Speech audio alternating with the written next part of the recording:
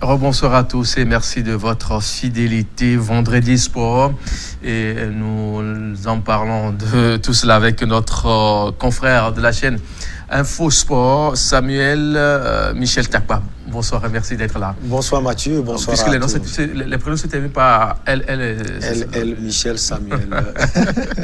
De l'ensemble, ça va chez vous Bon, on rend grâce en dépit de tout. Ouais. Ça va passer. Ouais. Avec le corona, ça va passer. Le monde sportif est un peu... Oui, les calendriers, on l'a déjà dit, sont reportés. Et donc, on n'a pas tellement d'activités, mais on a quelques-unes liées à coronavirus. Et à chaque fois que je suis invité, on va sans doute en parler. Le premier sujet dans ce rendez-vous sport de ce vendredi, on va parler Michel Hidalgo qui casse la pipe. Vous le connaissez personnellement? Personnellement, non. Vous savez, je le connais à travers les informations, puisqu'il a marqué véritablement l'histoire footballistique de la France. Il est né le 22 mars 1933 au nord de la France. Il est issu d'une famille d'immigrés espagnols, si on peut le dire ainsi, parce que son papa est espagnol, mais établi en France. Il est ouvrier, métallurgiste au nord de la France. C'est là où il a donné naissance à non seulement Michel François, mais aussi à Serge, son frère jumeau. Ils sont établis en Normandie, mais ils sont déplacés parce que vous savez que la guerre a gêné beaucoup la Normandie. Et puis, cap sur Cannes, ils sont revenus en Normandie et c'est là où, avec son frère jumeau, les deux ont appris à jouer au football. Tout a commencé dans les équipes de paroisse catholique et puis l'US Normandie. Oui. C'est ce qui a véritablement marqué son enfance. Ce qui a véritablement marqué son enfance. On va s'intéresser un peu côté footballistique. Qu'est-ce qu'il en est concrètement? Oui. Qui est-il en fait? Voilà. Il a été d'abord footballeur professionnel. J'ai parlé tout à l'heure de l'US Normandie. Après l'US Normandie, le Havre, un club de première division française, l'a détecté. Et puis il est parti au Havre. Il a joué pendant 2 saisons. Et il a été sacré champion de France avec le Havre. Et le saut, par excellence, c'est le stade de Reims, où il a été recruté. Il est souvent latéral droit et puis milieu récupérateur.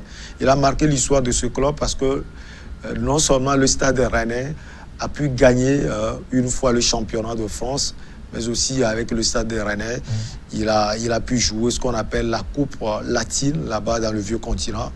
Et puis la Ligue européenne des champions, encore appelée à l'époque la Coupe d'Europe des clubs champions. Voilà. C'était en 1956. Le stade de Reims jouait contre le Real Madrid et menait 2-0. Et finalement, c'est le Real qui a gagné 4 buts contre 3, dont un but de la tête, un super but d'ailleurs de Michel François Hidalgo. Donc après ce passage, si on peut le dire, au stade de Reims, cap sur la principauté, le club du Rocher, Monaco. Il a fait 2 voire 3 saisons. Il a gagné 2 titres de championnat de France et puis 2 coupes de France. Et il a tellement aimé le club de Monaco qu'il a terminé sa carrière dans la principauté en 1966. C'est ce qui a été sa vie en tant que footballeur. Vous savez qu'à l'époque, c'est aussi difficile de faire la reconversion. Ce n'est pas comme aujourd'hui, où en jouant, on fait les études, on se projette également sur l'avenir. Oui. À l'époque, c'est très difficile de faire la reconversion. Il a fait avec le RC Mouton, un club aujourd'hui qui a plus une connotation de rugby, qui n'est pas reconnu aujourd'hui en tant qu'un club, comme un club plutôt footballistique. Il a entraîné le RC Mouton quelques 2 saisons. Et puis le Grand Saut. Après Mouton, il y a eu des chômages techniques où il est resté à la maison, à étudier le football, cette passion de Michel François Hidalgo. Et puis l'équipe de France, entre 1976 et 1984. On peut dire le saut par excellence, parce que quitter un club qui n'a pas véritablement un nom pour entraîner l'équipe de France, et surtout une équipe dans laquelle il y a des noms ronflants comme Jean Tigana, Michel Platini, Luis Fernandez et autres, qui sont des maîtres à jouer à l'époque dans le championnat français. Ce n'est pas donné à n'importe qui de pouvoir diriger une équipe de cet acabit. En tout cas, il a su donner une allure internationale à l'équipe de France parce qu'il a qualifié l'équipe de France 2 fois pour la Coupe du Monde. Oui. La France était sevrée de cela. Et je pense que la phase finale la plus remarquable, c'était la Coupe du Monde jouée en Espagne, où l'équipe de France a joué les demi-finales, une 4e place qu'on ne peut jamais oublier face à l'Allemagne, à Séville, au pays andalou. Donc après cela, il y a eu l'époque 1984 qu'on peut considérer comme le summum de sa carrière en tant qu'entraîneur parce qu'il a gagné la Coupe d'Europe, l'Euro avec l'équipe de France, une coupe gagnée face à l'Espagne au Parc des Princes à Paris. L'Espagne a été battue, donc c'était cela le summum de sa carrière. Et après il a démissionné, comme Aimé Jacquet l'a fait en 1998 lorsqu'il a gagné la Coupe du Monde avec l'équipe de France. Direction le staff technique de l'équipe de France. Et puis quelques années, 3 ans plus tard, il rejoint Marseille et son ami Bernard Tapie. Oui. Il a travaillé avec lui après 6 ans passés avec Bernard Tapie. Il est parti former une académie de football où depuis quelques années, il repère les jeunes talents français. Et donc quand on voit son parcours, on peut dire que c'est quelqu'un qui a véritablement impacté le football français et mondial. Voilà ce qu'on peut dire de la personne. Hein? Oui. De la personne, on peut garder un souvenir inoubliable. Il est affable, il adore son métier, il adore cette passion qu'est le football. Il a transmis aussi des valeurs. Quand on sait ce que Michel Platini est devenu, on peut dire que c'est aussi dû à Michel-François Hidalgo. Ce que Giresse est devenu, parce que Giresse a bourlingué beaucoup en Afrique, en entraînant des équipes africaines, nationales bien sûr, le Mali, le Gabon et autres. Quand on voit Luis Fernandez, qu'il est devenu, parce qu'il a entraîné aussi le Paris Saint-Germain, il a beaucoup aussi apporté au football français. Je pense que c'est la touche, l'acabit sans doute de Michel-François Hidalgo, qui a quand même aidé ces grands noms, ces noms ronflants du football français. Donc ce qu'on peut retenir de la personne, c'est quelqu'un qui transmet des valeurs, qui a su aimer ce qu'il sait faire pour le football, il a joué au football, comme je l'ai dit tout à l'heure avec son frère jumeau Serge. Il a transmis sa manière de voir le football à des joueurs français qui, eux aussi, quelques années plus tard, l'ont transmis non seulement aux Français, mais aussi à l'univers du football. S'il y a lieu de le comparer à quelqu'un aujourd'hui, à qui on peut le comparer? Vous savez, quand on prend des grands noms comme Pelé, qui ont véritablement marqué l'histoire du football, on peut dire que Pelé, c'est le monsieur par excellence de ce football très jeune, qui a mené les Olives Verdes, l'équipe nationale du Brésil, vers des titres. Oui, Michel-François Hidalgo n'avait pas ce nom de Pelé. Il n'avait pas ses dribbles, il n'avait pas ce sens aigu de but, parce qu'il ne jouait pas au même poste comme Pelé. J'ai pris juste un exemple, Pelé. Mais Michel aussi a marqué l'histoire. Il a joué pour l'équipe de France. C'est vrai, je l'ai dit, en tant que footballeur, il n'a pas tant apporté. Mais je pense que en tant qu'entraîneur, ce qu'il a apporté vient un peu trouer ses insuffisances en tant que footballeur. Donc pour moi, je ne le compare pas à Pelé. Mais quand on voit l'influence de Pelé sur le football brésilien, je pense que lui, Michel-François Hidalgo, n'est pas aussi reconnu. Mais il a aussi sans doute apporté tellement au football français. Et quand je dis non seulement au football français, mais aussi au football mondial, c'est que, comme je l'ai dit tout à l'heure, c'est quelqu'un qui a aidé Michel Platini à devenir ce qu'il est. Et je l'ai dit, la France était sevrée des compétitions internationales. Mais quand Michel est arrivé à la tête de l'équipe de France, il a amené non seulement Alain Giresse, Michel Platini, Jean Tigana, Luis Fernandez et autres vers la lumière, vers des titres. Et donc, il a sans doute impacté l'histoire du football français. Il faut une précision, il n'est pas parti après s'être testé de Corona, hein, non? Non, pas du tout. Il faut le dire... Il est mort de la mort normale. De la mort naturelle ou normale. Comme on a l'habitude de le dire. Puisque Corona emporte les vieilles personnes. Oui. Donc c'est vrai, ce qui est bien, votre précision, on doit la mettre. C'est vrai qu'il n'est pas parti de Covid-19. Il est mort, hein, il est parti d'une mort naturelle, si on peut le dire, à 87 ans, après avoir marqué l'histoire du football. Merci beaucoup, Michel. On va parler maintenant des JO qui sont bien sûr reportés. C'est un peu délicat, hein? Très délicat. Le Japon avait longtemps douté, hein? On a vu un peu hésitant, les décisions doivent être prises ou pas. Finalement, on a adopté.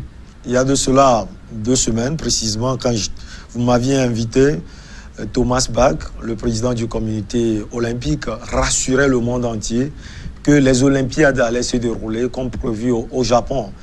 Je vous avais dit qu'il était dans la pure communication. C'était dans son rôle d'ailleurs de rassurer tout ce monde aussi accroché à l'événement mondial qui sera sans doute les JO de Tokyo.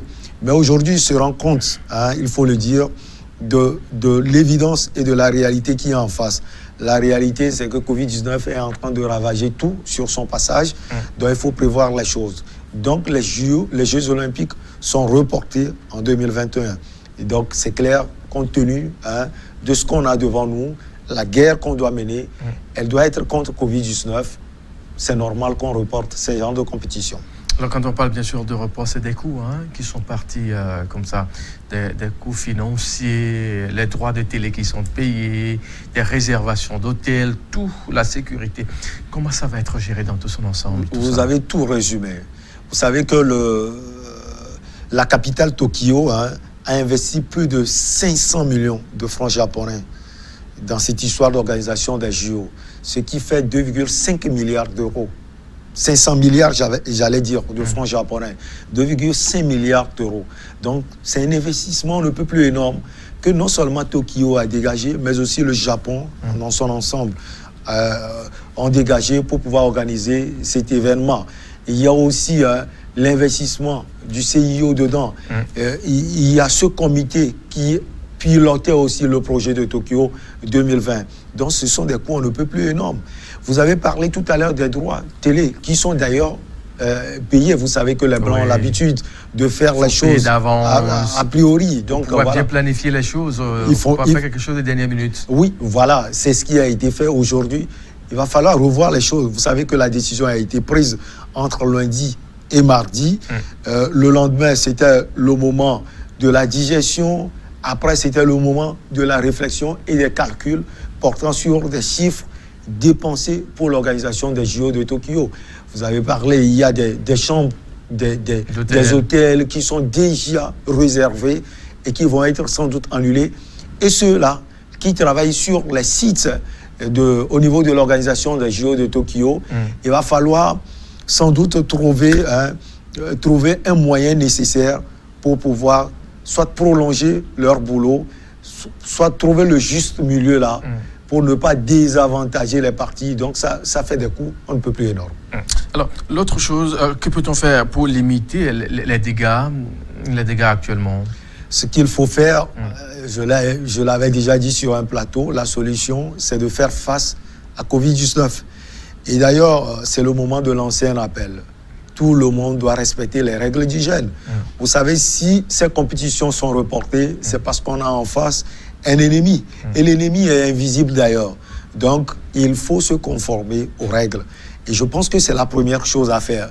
Lorsque Covid-19 va passer, on va sans doute revoir les compétitions, les JO 2020, les championnats européens, le CHAN, la Coupe d'Afrique des Nations. Maintenant, j'avais déjà donné une solution. Que faut-il aussi faire pour limiter les dégâts? Les calculs au niveau des organisateurs sont toujours en train de se faire actuellement. Je l'ai dit, il faut trouver ce juste milieu entre ceux-là qui sont toujours sur le site et qui sont en train de travailler. Vous savez, quand il y a crise sanitaire, ça engendre des crises tous azimuts, crise financière également. Où trouver l'argent pour payer ceux-là qui travaillent? Où trouver l'argent pour faire face à ces réservations aux droits télé? Je pense que je ne suis pas spécialiste en la matière. La décision est déjà prise. Les spécialistes sont en train de réfléchir pour cela. On va sans doute revenir. Il y a un espoir quand même, hein? Oui, il y a toujours de l'espoir. Moi, je suis optimiste de nature. Et je pense que là où nous sommes, ce n'est pas que dans un débat sportif. On a même Dieu. Moi, je me dis, c'est Dieu qui fait tout. Et il faut quand même prier. Il faut avoir la foi. C'est vrai que les scientifiques sont en train de faire leur boulot. Les gouvernements s'attellent à pouvoir faire aussi leur boulot. L'Organisation mondiale de la santé fait aussi son boulot. Il faut toujours espérer. Et je pense que, comme je l'ai déjà dit, la bataille à mener, c'est contre Covid-19. Il y a le droit d'espérer. Il y a le droit d'espérer, mesdames et messieurs, si vous nous choisissez que maintenant vous regardez New World Info 1 et c'est l'heure de l'inviter. Nous parlons sport tous les vendredis. Notre confrère de la chaîne New World Info Sport sur le plateau, on est en train de passer la loupe l'actualité sportive dans tout son ensemble. On va s'intéresser un peu à notre pays, le Togo, à travers un grand homme qu'on connaît, qui, dans la foulée, et selon les normes internationales imposées en matière de la riposte contre le Covid-19, a été mis en quarantaine à Cotonou, au Bénin. J'aimerais bien sûr parler d'Adebayor-Sheye. Oui. Vous avez l'information, vous aussi? Oui, j'ai l'information depuis quelques jours. Il faut dire que c'est simple. Adebayor a quitté Asensio, là où il joue, au sein du club Olympia, au Paraguay. Au départ, son président avait interdit à tout le groupe, aux joueurs bien sûr, de ne pas pouvoir voyager. Il avait souhaité prendre en charge tous ces joueurs, histoire de les regrouper et de gérer ce cas Covid-19 qui embrasse tout le monde entier. Sauf qu'on connaît Adebayor, avec aussi ses incartades, ses envies d'ailleurs. Il a sans doute envie de retrouver son pays dans ces moments aussi difficiles, rester chez lui, rester chez les siens. Il a pris l'avion. Vous savez que ce sont ces déplacements qui engendrent forcément la contamination de Covid-19. Et donc, quand il a pris l'avion, il est arrivé en Afrique. Il est passé par Cotonou. C'est là où, voilà, conformément aux règles, au niveau de la République sœur du Bénin, Adebayor a été mis en quarantaine parce qu'il a beaucoup voyagé. Je pense que c'est normal. Donc, pour moi, Adebayor a d'abord fauté au niveau de l'Olympiade parce que ce n'est pas bien de désobéir aux règles de ses employeurs. Maintenant, il est arrivé au Bénin. Et je pense que compte tenu des liens étroits qui lient le Togo et le Bénin, on est des pays frères. Je pense qu'Adebayor ne serait pas aussi étranger au Bénin. En l'écoutant, lui-même, il a dit qu'il est bien sûr dans de très bonnes conditions, qu'il a été très bien accueilli à l'aéroport, qu'il a souhaité être avec ses amis, frères et sœurs, sa famille à Lomé. Mais dommage qu'on l'a arrêté à Cotonou. Il n'y a pas de souci, qu'il va rester là-bas pour quelques temps. Et dès que c'est bon, il va rentrer. Qu'il essaie quand même de discuter avec les gens sur le téléphone. Mais est-ce que vraiment l'objectif est atteint quand on lui dit de rester là-bas? Et finalement, à court chemin, il a été interpellé, gardé, pas sur son territoire comme il aurait souhaité, mais à côté. Oui, quelqu'un dit... tu vois comme ça ton pays, mais tu ne peux pas mettre le pied comme tu es à Ila-Kondji et tu regardes Sanvi-Kondji à côté, dans le Togo. C'est vrai que, comme je l'ai déjà dit, il a souhaité revenir au pays, rester chez ses amis. On sait qu'il a toujours adoré son quartier, sa maison. Et voilà. Mais il n'est pas arrivé au Togo. Et comme je l'ai dit, il est arrivé au Bénin, mis en quarantaine. Il se sent à l'aise. Par rapport à ses propres déclarations, il est bien traité. Adebayor, ce n'est pas seulement pour le Togo. C'est vrai que ici, c'est chez lui. Il est plus reçu chez lui, plus adoré chez lui. C'est normal. Mais Adebayor, c'est une dimension, on ne peut plus planétaire. Et donc, le Bénin, c'est comme le Togo. Adebayor sera reçu, bien reçu d'ailleurs, partout où il passe. J'aime donner cet exemple. J'ai une amie en Finlande qui, lorsque la première fois je lui parle du Togo, il dit « Je ne connais pas le Togo ». Il dit, ah bon, après quelques minutes, il dit, ah, le pays d'Adebayor. C'est le seul Togolais que je connais. Ça veut dire qu'Adebayor a permis de connaître le Togo ailleurs qu'en lointain. Et d'ailleurs, le championnat dans lequel il joue aujourd'hui, on pense que c'est un championnat où il est forcément allé chercher du magot. Mais non, Adebayor a fait des sacrifices, on ne peut plus énormes, sur son salaire. Ce n'est pas forcément ce qu'il touchait en Turquie, en Angleterre et autres. Donc ce championnat est loin est loin d'être dénommé, si je peux le dire, comme un championnat aussi exotique, parasitiaque, où Adebayor est parti chercher de la manne financière. Il est parti sans doute jouer, parce qu'Adebayor, c'est celui-là aussi qui aime le football. Maintenant, revenons sur le sujet, je pense qu'il va pouvoir revenir après le temps, et regagner sa famille. Maintenant, il doit s'attendre sans doute à une punition de son club Olympia FC. Comment on peut expliquer cette polémique qui se crée autour de la personne elle-même quand on sait qu'Adebayor, on sait qu'il a toujours cette manie-là de voir autrement les choses. On se dit c'est toujours la jeunesse ou bien c'est toujours le magot qui... voilà. Adebayor, vous savez, je ne peux pas dire que c'est le magot. Vous savez, il y a certains joueurs au niveau africain, Didier Drogba, il y a Nyeri Touré, Samuel Eto'o. C'est vrai qu'ils sont plus posés qu'Adebayor, ça, il faut le dire clairement. Adebayor a eu aussi cette éducation. C'est quelqu'un qui est comme ça. Et c'est ce qui fait de lui Adebayor. Vous savez, quand vous prenez Adebayor, ce sont aussi les incartades. C'est l'histoire de la personne qui est partie de nulle part et qui est devenue une star et qui a eu une dimension planétaire. Il pense que, voilà, en étant forcément dans sa manière de vivre, il est Adebayor qu'il a toujours souhaité être. Il n'a jamais regretté ce qu'il fait. Et donc pour moi, Adebayor n'a pas seulement ce côté aussi négatif, tout le monde en a d'ailleurs. Adebayor, c'est quelqu'un qui est très ouvert. Chacun a son péché mignon. Chacun a son péché mignon. C'est d'ailleurs pourquoi moi je n'aime pas qu'on juge les gens, parce que le côté que vous lui voyez aussi mauvais, quelqu'un va penser qu'il est bon sur ce côté. Alors Adebayor a aidé les gens dans ce pays. Adebayor, comme je l'ai dit tout à l'heure, a porté l'histoire de ce pays sur le plan footballistique. Et donc, on a vu en 2006, Coupe du Monde, Cannes qui enchaîné. Voilà, tout ça là, ça a marqué l'histoire. C'est lui qui fait... On va prier pour qu'il ne soit pas testé positif. On va prier. On va prier après les 2 semaines. Il a déjà passé une semaine, je pense. Il a déjà passé une semaine. On attend la 2e semaine. Et puis on le libère pour qu'il puisse rentrer. Et notre Adebayor va revenir. Comment cela va être résolu si cette crise sanitaire la passe, s'il retourne dans son équipe, ça peut être résolu comment? Sans doute, il aura, si je peux le dire ainsi, des punitions, parce que au niveau du championnat même, il a posé un acte d'anti-jeu. L'autre fois, c'était sans doute l'avant-dernière rencontre de son club, où il a été sanctionné, il a eu un carton rouge, il est mis sur le banc avant la dernière journée, juste cette journée, et après Covid-19 a juste arrêté toutes les compétitions au niveau mondial. Maintenant, sur l'affaire lui-même, je pense qu'il sera sanctionné. Et en tant que footballeur, il a déjà subi cela à Tottenham notamment, avec les incartades répétées où il a payé. Donc je pense qu'Adebayor, on va sans doute le punir. Et sur le plan financier, il va dépenser peut-être 100 000 euros. En tout cas, ça dépendra du club. Et on va sans doute oublier cela parce qu'Adebayor, au niveau du Paraguay, comme partout où il est passé, c'est une méga star.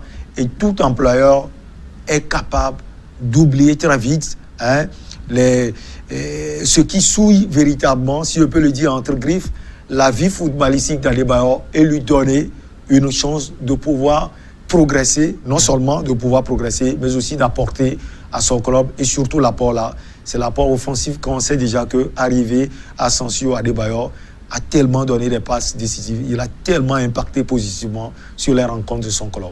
On a vu également pour le compte de la CAN des reports, comment on dit des taux préliminaires. Oui, des taux préliminaires qui ont été reportés. Ouais. Est-ce qu'il y a quelque chose encore à apporter à l'équipe dans tout son ensemble? Oui, je pense que... Aujourd'hui, tout le monde parle d'Adebayor d'une façon ou d'une autre. On se demande, est-ce qu'il y a encore du grain à moudre? Vous savez, Roger Milla a discuté la Coupe du Monde à 40 ans, si je ne me trompe pas, entre 39 et 40 ans. Adebayor, vous savez, aujourd'hui, le problème du Togo, c'est qu'on doit se poser une question. Qui fait mieux que Adebayor? C'est ce qui est important. Peut-être on peut parler de la Bafodo dans un championnat qui n'est pas aussi réputé. Aujourd'hui, Adebayor a vieilli. C'est vrai qu'il n'a pas ce sens encore aigu de but. C'est vrai qu'Adebayor ne peut toujours pas impacter. On a vu ces rencontres à Lomé lors des événements sportifs passés. Mais Adebayor, un grand joueur n'est jamais mort devant un but. Hein. Un lion chétif vaut mieux qu'un chien. Voilà. Forme, hein. Maintenant, tout dépendra du sélectionneur. Comme on a l'habitude de le dire, tout dépendra de l'entraîneur actuel, Claude-Marie François Leroy. À lui peut-être de voir la potentialité surtout offensive de son équipe, les éperviers du Togo, et tous les éléments qu'il a aujourd'hui sur son papier pour apporter l'esprit offensif là à l'équipe. Maintenant, s'il y a des carences, pourquoi ne pas faire venir Adebayor? Pas forcément pour jouer, mais aussi pour aiguillonner ses frères. Parce qu'Adebayor, c'est une marque aussi, il faut le préciser. C'est quelqu'un qui est écouté par ses jeunes frères, Laba Fodo, Mlapa Péniel, Gilles Soumou et autres, même si tous ne sont pas appelés. Hein, je pense que c'est vrai que le report de ces matchs va sans doute impacter sur non seulement l'équipe du Togo, mais sur toutes les équipes africaines et mondiales. Mais on verra, Adebayor va repartir à Asensio. L'impact du joueur, surtout offensif, déterminera dans les jours à venir sa prochaine venue ou pas dans l'équipe nationale du Togo. Mais on a comme l'impression aussi qu'on envoie trop vite nos joueurs en retraite. Hein? Vous savez, moi, j'ai plus l'impression qu'on oublie vite le passé. Quand vous écoutez les gens parler d'Adebayor, moi, je ne suis jamais allé voir Adebayor individuellement. Hein. C'est un joueur que j'admire pour tout ce qu'il a apporté au Togo. Mais moi, je n'aime pas l'acabit avec lequel on jette nos anciens joueurs dans la Bible, comme s'ils n'ont rien apporté au pays.